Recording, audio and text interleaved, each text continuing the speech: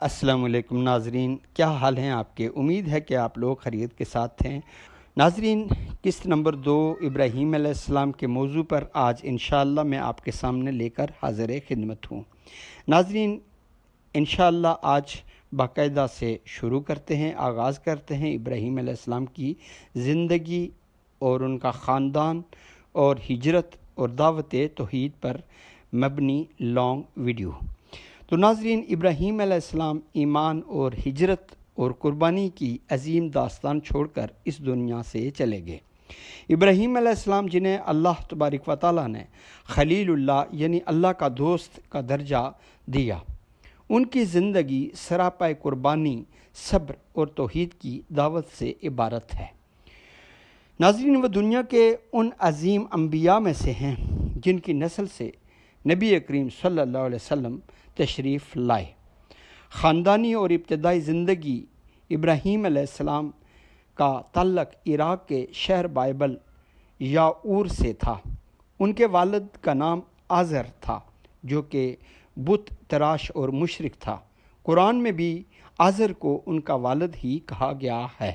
سورہ الانعام میں اللہ تبارک و تعالیٰ نے اس کی تشریح بتا دی۔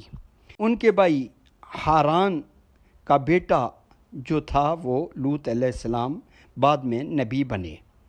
ابراہیم علیہ السلام کی بیوی کا نام سارہ تھا، جن سے اسحاق علیہ السلام پیدا ہوئے، اور دوسری بیوی ہاجرہ علیہ السلام تھی، جن سے اسماعیل علیہ السلام پیدا ہوئے۔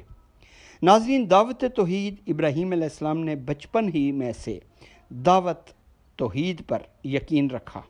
انہوں نے بتوں کی پوجا کو جھٹلایا اور اپنی قوم کو اللہ کی عبادت کی دعوت دے کر بتوں سے علیحدہ کیا۔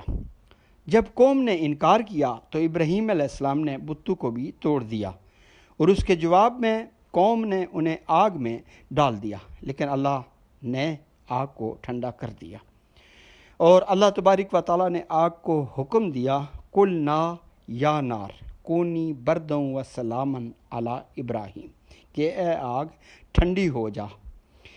تو اس پر آگ ٹھنڈی ہو جاتی ہے۔ ناظرین، ہجرت جب ان پر ظلم بڑھا تو ابراہیم علیہ السلام نے پھر ہجرت کی۔ پہلے ہاران، ترکی، پھر شام، پھر مصر، پھر آخر کار مکہ میں اپنے بیٹے اسماعیل اور بیوی ہاجرہ کو چھوڑا۔ یہ سب کچھ اللہ کے حکم سے ہوا۔ دوسرے نمبر پر خانہ کعبہ کی تعمیر کی۔ ابراہیم اور اسماعیل علیہ السلام نے مکہ میں کعبہ کی بنیاد رکھی۔ قرآن میں اس کا حوالہ سورہ البقرہ 127 نمبر آیت میں اللہ تبارک و تعالیٰ نے دیا کہ وَإِذْ يَرْفَعُ إِبْرَاهِيمُ الْقَوَاعِدَ مِنَ الْبَيْتِ وَإِسْمَاعِيلُ۔ تو ناظرین، قربانی پھر اللہ کے راستے میں دینی ہوتی ہے، جو ابراہیم علیہ السلام نے خواب میں بیٹے کو ذبح کرتے ہوئے، قربان کرتے ہوئے دیکھا تو پھر قربانی کا عظیم واقعہ۔ ابراہیم علیہ السلام نے خواب میں بیٹے اسماعیل علیہ السلام کو قربان کرنے کا حکم دیا۔ اب باپ بیٹے دونوں تیار ہو جاتے ہیں۔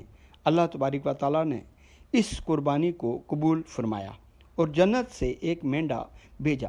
یہی سنت ابراہیمی اور آج عید الاضحیٰ کی بنیاد ہے۔